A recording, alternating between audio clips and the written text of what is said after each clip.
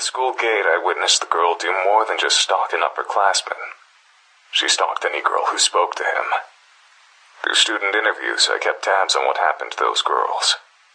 They became the victims of bullying, were expelled, and in some cases, stopped coming to school. I frequently saw the girl running with a mop and a bucket, as though she always had some sort of mess to clean up. That girl was using manipulation, intimidation, and sometimes even violence to sabotage the boy's love life. If she wasn't above that kind of behavior, the possibility of murder didn't seem too far off. I didn't want to believe that a schoolgirl would actually commit murder just to keep a boy single, but the evidence was staring me straight in the face. That's when I learned a crucial piece of information. The girl who was murdered at the beginning of the school year had a crush on the same boy that was being stalked. The final piece of the puzzle had fallen into place. I knew that I had found the culprit. I went to the police with my findings. Took a lot of talking, but I was eventually able to convince them to take the girl into custody.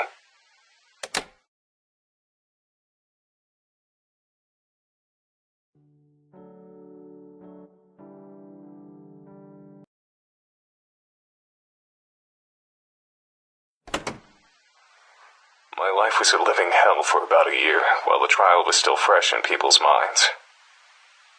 Eventually, the hatred subsided, but it never truly died. There was always someone who recognized me, no matter how much I tried to change my appearance. Finding employment was nearly impossible. I drifted between part-time jobs and spent my free time drinking to ease the pain of becoming the national punching bag. It was around this point in time that I met my future wife. I still don't understand what she saw in me. I was an absolute wreck, not to mention the laughingstock of the entire country. But as soon as we met, she wanted to spend every waking moment with me. She wouldn't let me out of her sight, and got possessive if another woman so much as looked at me. I quickly came to depend on her for everything. It wasn't long before I couldn't live without her. I certainly wasn't in any state to take care of myself. I was like an adult-sized baby, helpless and vulnerable. Who knows? Maybe that's what she was attracted to. Maybe she just wanted to experience the sensation of owning a person. Maybe she wanted to keep a human pet. Maybe all she wanted was someone who she could emotionally depend on. Even after all these years, I don't understand why anyone would waste their time with a man like me. But none of that mattered. Despite all my flaws, she accepted me. And that's all I needed. We got married about 6 months after meeting each other.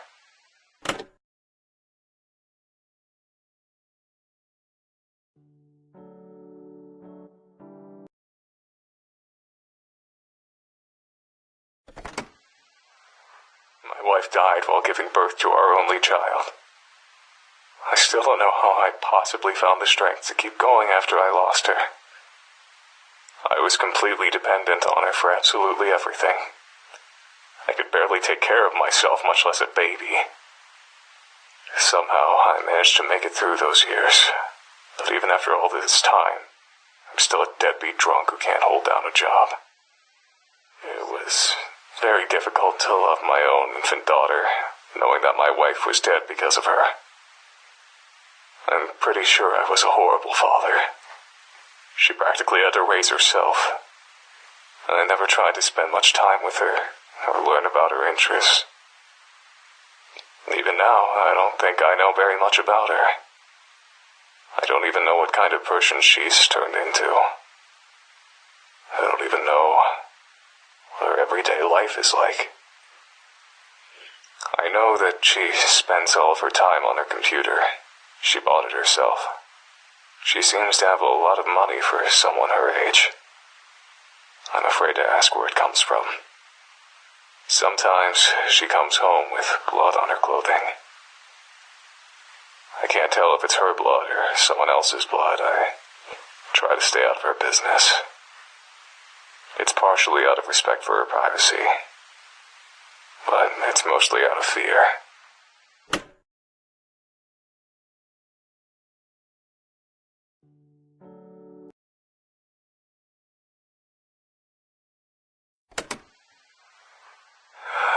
told anyone about any of this. Never saw a shrink, never had any friends to confide in. I thought that it would be therapeutic to record my feelings, even if I'm only talking to an obsolete machine. But this hasn't calmed me down at all. The only thing to come out of this experience is that all of the anger and hate I've kept buried for the past 2 decades has risen back to the surface. I don't think I can go back to the way things were before. I don't think I can go back to wasting my time with crappy part-time jobs, drinking, and sitting on a couch feeling miserable. I don't want this to be my life. But I can't let myself die just yet either. Not until I see justice served. That girl from 1989. She's a grown woman by now, but she's never been punished for the sins of her youth. I can't go on living in a world where a monster like her walks around in public. I'm the only one who knows the truth about her, so I'm the only one who can bring her to justice. I still know how to track a person down. I still know how to learn a person's secrets. I still know how to dig up the truth. For the first time in decades, I feel like I have a purpose. I feel like I know what to do with my life. I'm going to deliver justice to that murderer. I'm going to die trying. This old antique was good for something after all.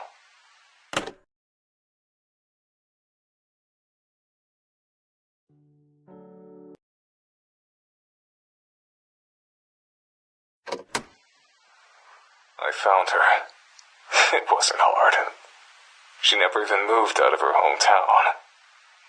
I've been following her around town for the past week. It's not that hard to follow someone without being spotted if you know the right tricks. The only difficult part is looking at her without being consumed with disgust. Thinking about what she got away with. Thinking about what she's responsible for. It almost makes me go blind with rage. This whole week, I felt like something was wrong. Yesterday, I realized what it was. I'm surprised it took me so long to figure it out. She suddenly changed directions while walking, or linger in one place for seemingly no reason. I recognize that behavior. It's my own behavior. I know what she's doing. She's stalking someone. It didn't take me long to figure out who her prey was. A young woman just out of high school. I don't know what she's done wrong, but she's clearly marked for death. She'll be dead within a week if I don't do something.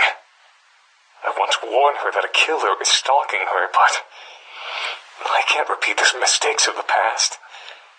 In order to convict this monster and send her to prison, I need firm evidence that she's a murderer. If I save this young woman's life, I won't have any evidence. I have to let her die. And I have to be there when it happens, filming her murder. It's the only way to get the evidence I need. The only way to make sure that justice is served. But is this really justice? Letting a woman die? If I don't get this monster arrested, then there will only be more victims in the future. So letting her commit murder one last time is the right thing to do. Isn't it?